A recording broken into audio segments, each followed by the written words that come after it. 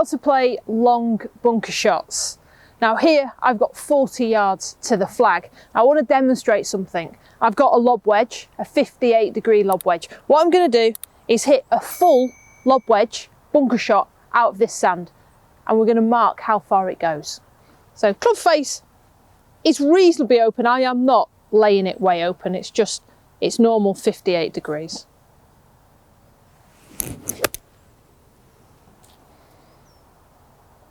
That's just got on the front edge of the green, about 20 yards. So that's a full lob wedge for me. Now if I've got 40 yards, why am I taking the same club? Arguably, I've got another 13 clubs in my bag. If I was on the fairway and I had 150 yards, I wouldn't try and hit a lob wedge. I'd hit my 6-iron. So I'm going to change clubs because it's the obvious thing to do. I think sometimes when you're in the sand, you think you need to use a sand wedge. Well, you don't, not on these longer shots.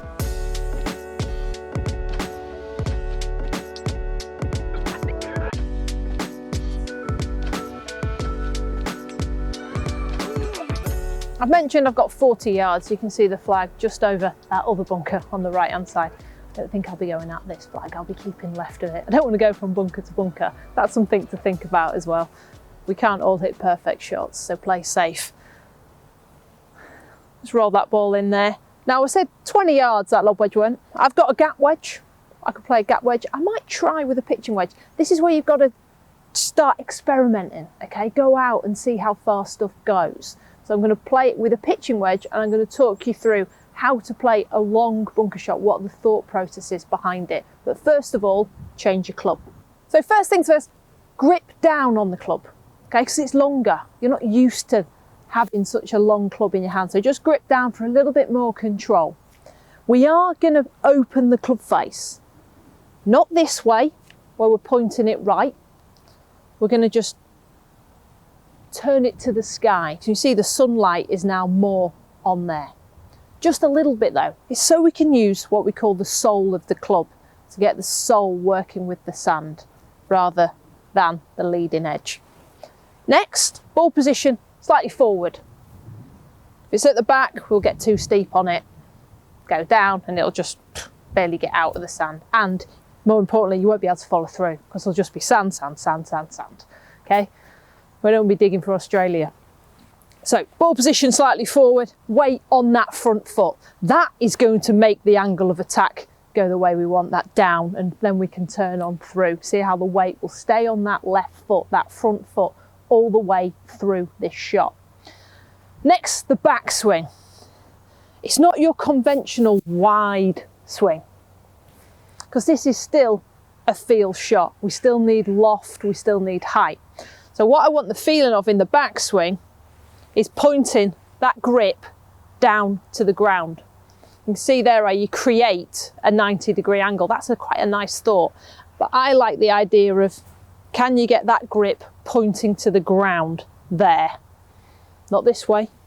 That's pointing to you watching at home. Pointing it down to the ground. That's what we call a set. Setting those wrists. And then when we come through, I've already spoke about not getting the club stuck in the ground. I'm going to stay on the left-hand side, and we're going to really work through with the chest. And we're going to finish with the arms out in front of us, a real explosive movement, not, see how close those hands are to me there. There's often that talk, isn't there? It's like throwing sand out of a bunker. Yeah? Well, look where it'll finish. Look where my arms are out there. Don't finish here. It'll finish out there if I was throwing sand. So that's the principles here. So forward ball position, weight on that front foot, creating that grip looking down at the ground, and then finishing away from you. Actually, forget it's a pitching wedge, okay? Forget it's a pitching wedge. Just try and always see some grooves. Try and keep those grooves pointing to the sky.